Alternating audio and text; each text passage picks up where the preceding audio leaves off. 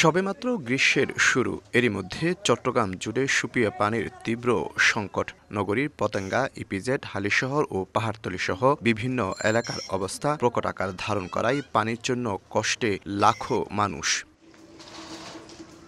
একদিকে পানির জন্য হাহাকার, অপরদিকে খোদ চট্টগ্রাম ওয়াসাই অপচয় করছে কোটি কোটি লিটার পানি।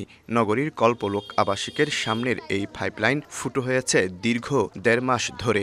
দিন-রাত ২৪ ঘন্টা পানি পড়তেছে, এরা কোনো ব্যবস্থা নিচ্ছে না। পানির জন্য দিনকে দিন কাটানো লাগে, পানির জন্য তো পানির কষ্ট এখানে। কাপড় চোপড় সবগুলো ময়লা হয়ে যাচ্ছে, মানুষ যাতায়াত করতে অনেক সমস্যা হচ্ছে এখানে। রাষ্ট্রীয় দায়িত্বশীল যারা আছে এই পরিস্থিতিগুলো দেখে আমাদের দিন দিন ঘৃণা বৃদ্ধি পাচ্ছে।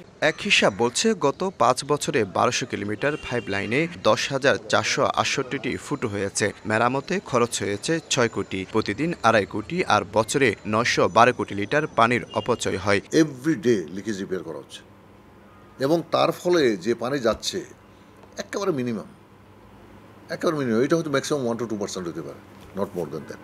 ক্যাব বলছে ফুটো যত বড় হবে ততই বাড়বে বিল। এই পদ্ধতিতে একটি চক্র হাতিয়ে নেয় কোটি টাকা। ১, ২, ৩ ঢাকায় জমি জিতে নিন ১০০% ক্যাশব্যাক সহ ২০ কোটি টাকার পুরস্কার।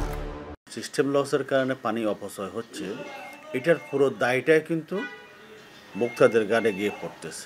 হালদা ও কর্ণফুলী নদীর পানি পরিশোধন করে ৯০,০০০ গ্রাহককে প্রতিদিন সরবরাহ করে ৫০ কোটি লিটার পানি, যার ৩০% নষ্ট হচ্ছে পাইপের ফুটোর কারণে। এদিকে পানি সংকটের মধ্যেই ৬১% দাম বাড়ানোর আবারও প্রস্তাব দিয়েছে চট্টগ্রাম ওয়াসা। এক হিসাব বলছে বছরে অন্ততপক্ষে ৯১২ কোটি লিটার পানি নষ্ট করে, যার বাজার মূল্য অন্তত ২৫ কোটি টাকা। শফিকুল আলম, সময় সংবাদ, চট্টগ্রাম।